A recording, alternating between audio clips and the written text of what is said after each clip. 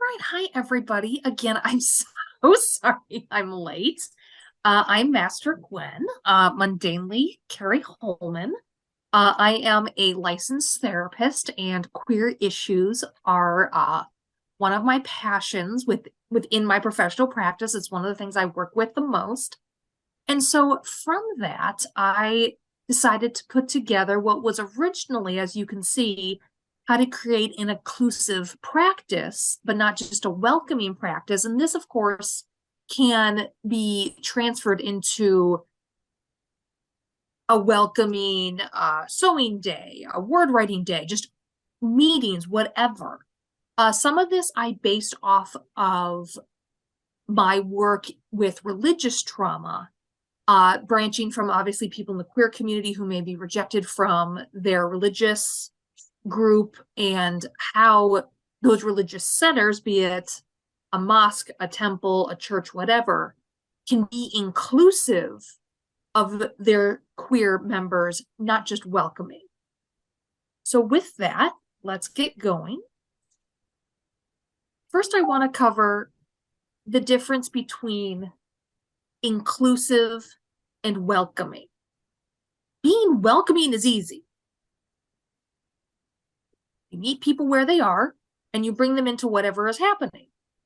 No, we do this all the time at events. We see somebody walking by, kind of looking at all the people dressed funny, and we're like, hi, come on over. But a thing with welcoming is it's kind of saying you can be here, but you have to play by our rules. Now, yes, sometimes like, a hold is a hold. You don't get to ignore hold. You don't get to be a jerk. But it just means, hi, come over, sit down, and just do what we do. Inclusive requires more attention. Being inclusive means that you are recognizing the intrinsic worth of each person. And it means recognizing the things that we are doing to create barriers to people bringing their whole selves to us. That could be having events at places that are uneven terrain, difficult to walk on, or not exactly wheelchair accessible. Those kinds of things are outside my personal purview, and we're going to stick with, being welcoming and inclusive for our queer folk, but those are examples. Or if you say, yes, of course you can come, and then talk about it. Maybe in a religious setting, being queer never comes up. Or nobody says anything about pronouns, or everybody around you is cisgender and heterosexual. If you're unfamiliar with those terms, cisgender just means your gender expression matches the biological body you're born in. So if you are assigned female at birth and you identify as female and you feel female and you act female, that's cisgender. Heterosexual means that you have sexual, or I'll expand and say romantic interest in the opposite sex, which is, men and women, boys and girls.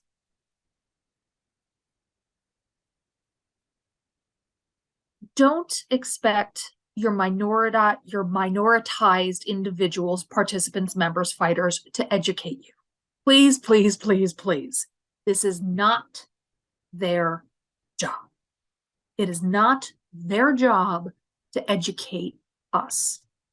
It is our job to go find out.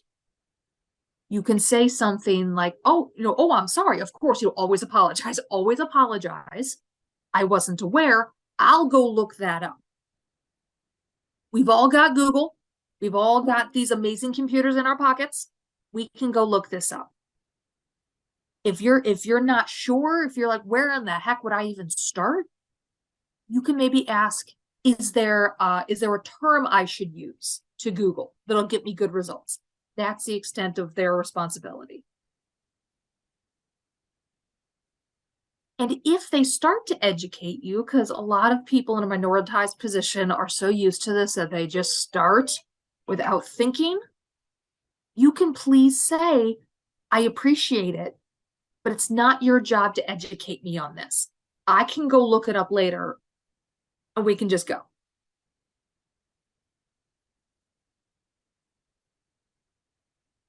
So ways to demonstrate inclusivity. If anybody has ever taken a writing class or knows anything about that, a thing they talk about in story writing is show, don't tell. We can tell all we want, but we got to show. Proof is in the pudding. You can introduce yourself and others with pronouns. Even if your pronouns are cisgender, mine are. I use she, her. But when I meet somebody new, I will say, hi, I'm Gwen, she, her. And then, if I'm introducing everybody else in the room, I'll go, and that's so-and-so, he, him, she, her, they, them, whatever. Because that is a really fast, immediate way to communicate that we know and we're welcoming and we're inclusive, and that we know about this whole pronoun thing and we use it. Also, please be mindful of the risk of somebody who is also an ethnic minority takes in showing up to a predominantly white space. The SCA is predominantly white, especially if it's a fighter practice.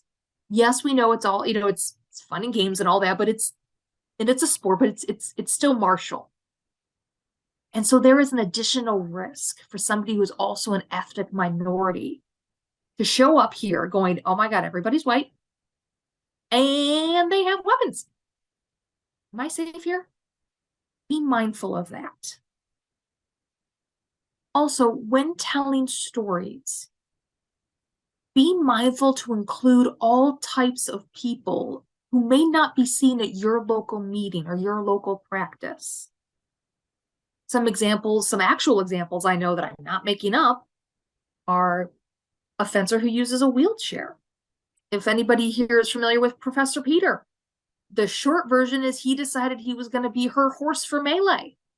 And then at lay on, the horse got the bit in his teeth and he ran straight across the field. This poor fencer is going, wait, because the line was back there. A queen by her own hand. Tell that story. I love those stories. You have co-reigning barons or co-reigning baronesses. I know we have that in the Midlands. Tell people about that.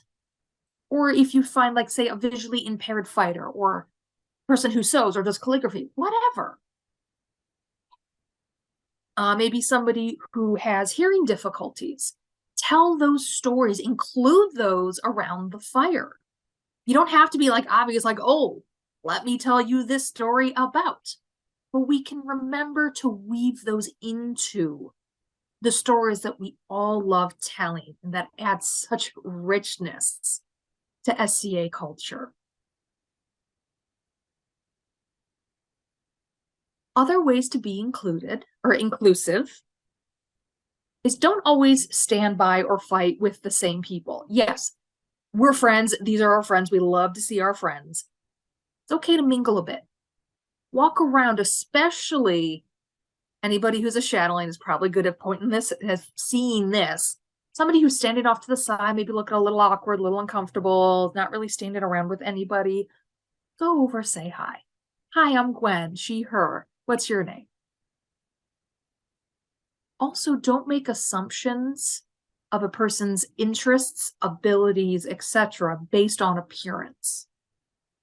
Frequently check in. So like at fighter practice, we will check in. We will say if at any point something hurts or feels funny, tell me and we'll stop. And so if somebody says like this doesn't feel good or this hurts, well, okay, we might say hurts as in this muscle isn't used to this, or hurts like, ow, this don't feel right. Because if it's that one, then we're going to stop and we're going to figure it out. In a fighter practice, how's your arm doing? Would you like a break? How's your brain doing? Would you like a break? Brains are so wildly different. Some people can just sit there and learn for an hour. I'm not like that. I can take 1 to 3 new things in a fencing lesson before my brain is full and I got to stop, write it down, and then just go do some fighting. Same thing with anything we're learning. Check in with that person. Maybe that person has ADHD, and so their focus is going to do this because that's what ADHD brains do. Just roll with it. Always include others in conversation. If you're standing around chatting, there's somebody just off a little bit, like, oh, hey, come on over. We're not excluding you.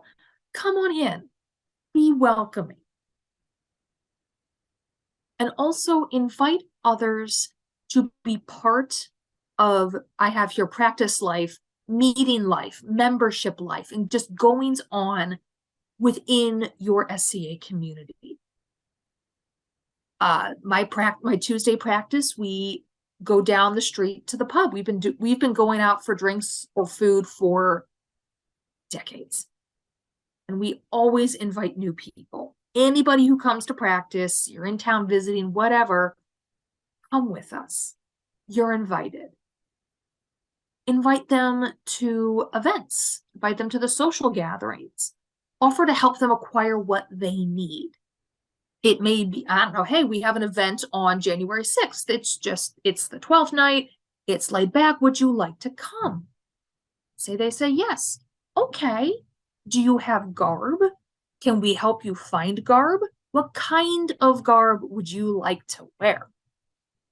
If you happen to know this person is perhaps NB, or they're in the middle of a transition, or you just don't know, you could ask them, what kind of garb would you like? Would you like a doublet or like pants and a tunic? Would you like maybe a dress? Put out the offer. Even if you're like, okay, like this dude is as cisgender as they come, he's going to say no. Put up the offer. Because then he is reminded we're inclusive, and anybody who is listening is reminded that we are inclusive. Because there's always a chance that somebody hasn't said anything yet, or that something has changed in the time that you've known them.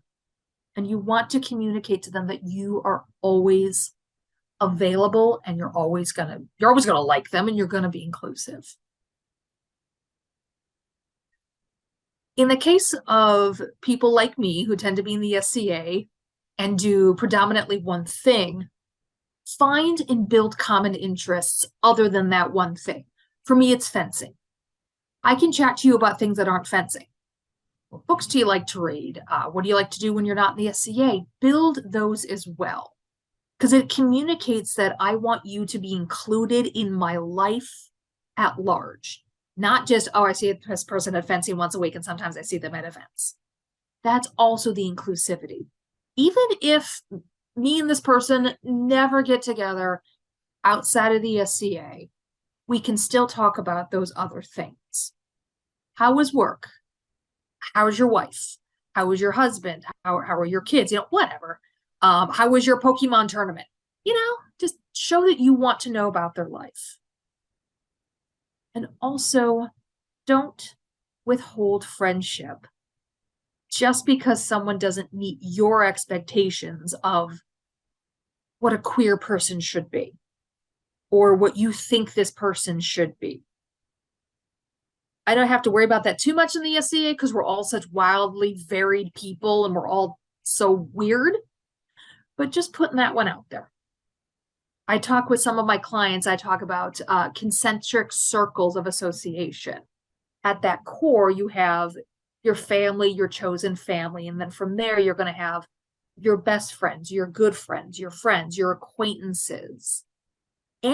All of these are friends, just of varying degrees. So I have friends all over this kingdom that I maybe chat with on Facebook and that I otherwise don't see unless it's event season.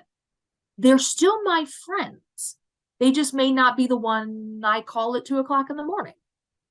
Also because they may be in Ohio. But other than that,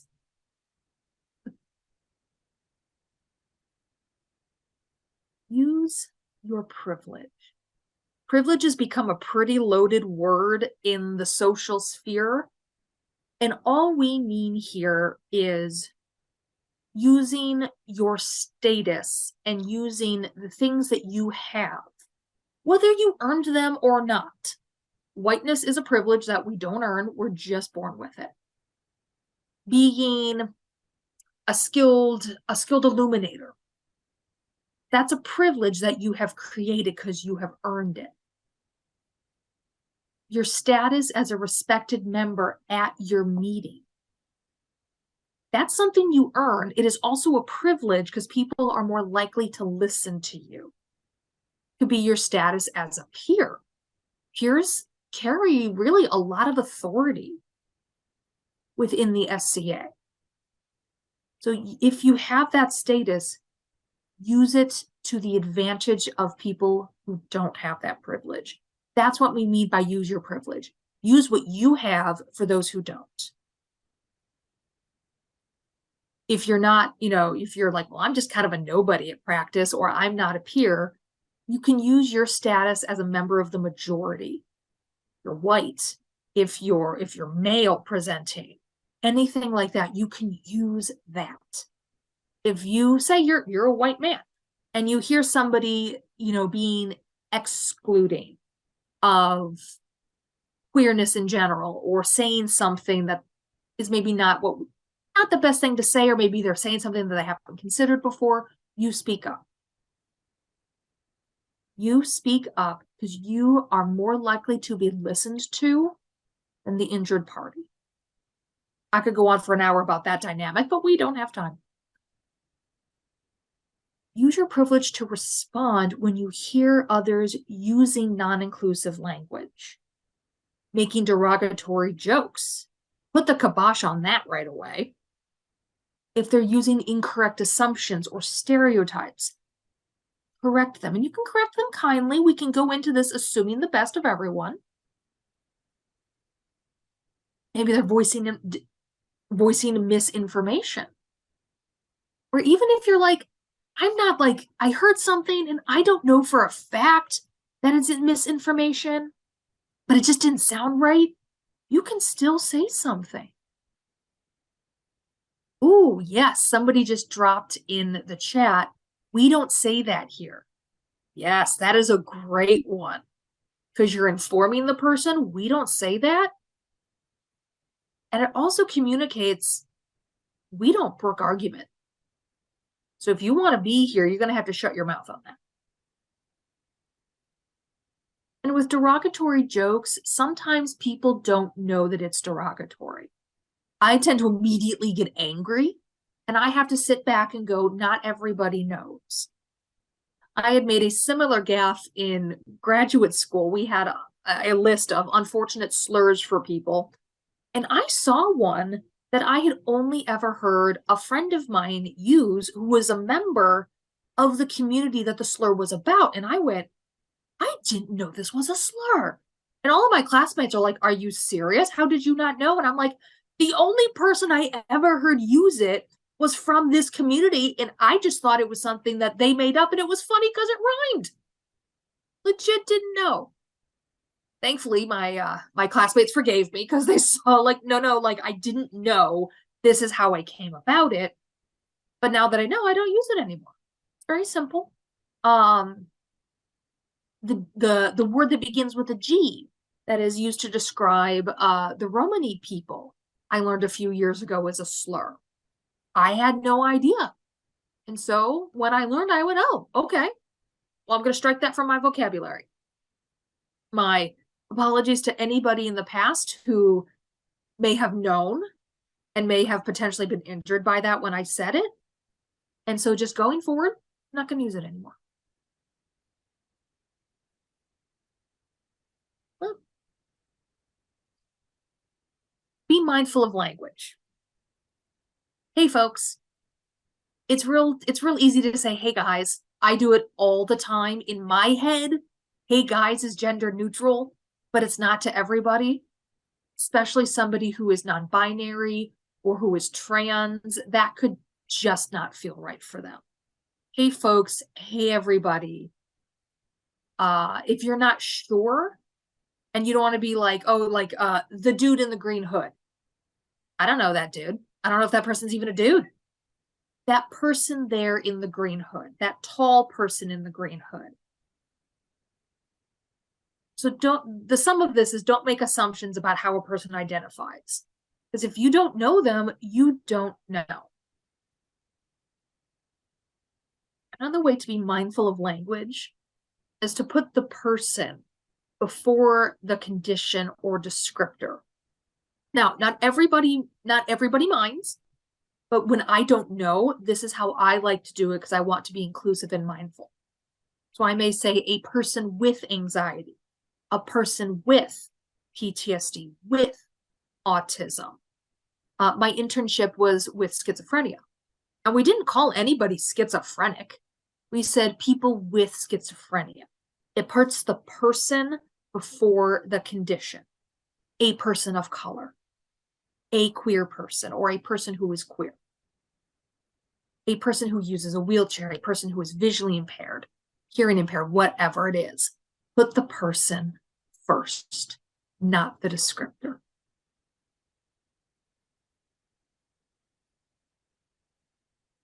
So we're going to start wrapping up with, what does inclusive even look like? It's when minority fighters, members, participants are openly visible in positions of respect and authority without being interrupted, without the words they are saying being interrupted, challenged, added onto, anything. And those positions of authority look like teaching, marshaling, organizing, commanding, leading, being, I was going to say being peers, blanking, being baron, baroness, or any of those. When queer folk are in those positions and they are visible and they are not questioned, doubted, or interrupted by other people, then we know we have gotten inclusivity. Now, not everybody's perfect. I know probably every female presenting fighter I have ever talked to can probably tell you stories of when she was trying to teach and some man came over and tried to jump in. Some do it because they don't respect women. Some do it because they're really excited and they want to help. That's all good. But go back over there, puppy. We love you, but go back over there. She's got it. So if you want to kind of do a little mental check of your local meeting, your local group, your practices, whatever, ask yourself these questions. Do we have people who are minoritized, be that by their queer status, their ethnic minority status, their religious status, whatever? Do we have these individuals in positions of respect and authority? If the answer is yes, we're doing pretty good.